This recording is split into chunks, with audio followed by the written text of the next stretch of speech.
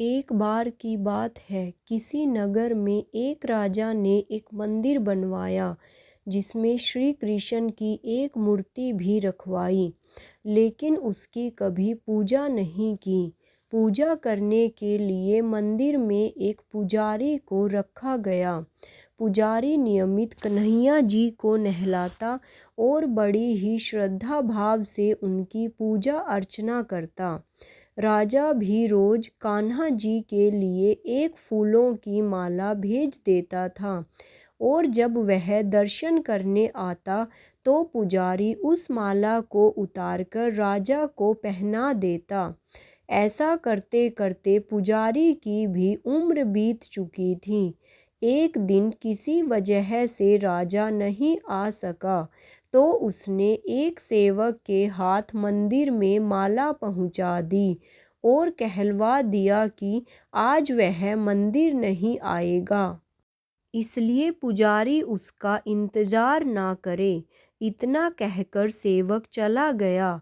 पुजारी ने हमेशा की तरह कन्हैया जी को माला पहना दी, लेकिन जब शाम हुई तो पुजारी यह सोचने लगा माला उतारकर किसे पहनाई जाए।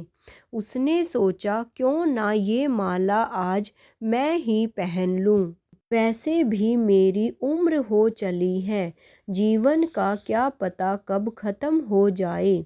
इतना सोचकर पुजारी ने माला उतारकर अपने गले में डाल ली। लेकिन इतने में ही सेवक आ गया और उसने बताया कि राजा की सवारी मंदिर में पहुंचने वाली है। राजा की सवारी आने की बात जब पुजारी ने सुनी तो वह डर गया। उसने सोचा कि अगर राजा ने उसे देख लिया तो वह तो मरवा ही डालेगा। आनन फानन में पुजारी ने माला उतारकर वापिस कन्हैया जी को पहना दी। जैसे ही राजा अंदर आया तो हमेशा की ही तरह पुजारी ने माला कान्हा जी के गले से उतारकर राजा को पहना दी। लेकिन माला पर लगा सफ़ेद बाल देखकर राजा समझ गए कि पुजारी ने यह माला स्वयं ही पहनी थी। बस फिर क्या था, राजा क्रोधित हो उठे और उन्होंने गुस्से में पुजारी से पूछा कि माला पर सफ़ेद बाल कहाँ से आया। तब राजा की बात सुनकर पुजारी डर गया और बोल पड़ा, ये तो कन्हैया जी का है। अब तो राजा और भी क्रोधित हो गए, क्योंकि कान्हा तो भगवान है और उनके बाल सफ़ेद कैसे हो सकते हैं। इसलिए राजा ने फरमान सुना डाला कि कल श्रृंगार के समय राजा खुद आएंगे और देखेंगे सच में ही कान्हा जी के सफ़ेद बाल हैं या पुजारी झूठ बोल रहा है।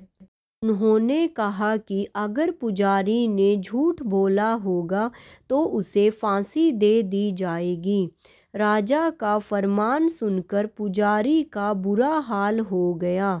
उसने सोचा अब क्या करे, कहाँ जाए, अब तो उसका मरना तय है। तब रोते रोते वह भगवान की शरण में पहुंचा और उनसे कहा कि हे केशव, मुझसे झूठ बोलने का अपराध तो हुआ है, लेकिन हो सके तो मुझे क्षमा कर दें और राजा से रक्षा करें।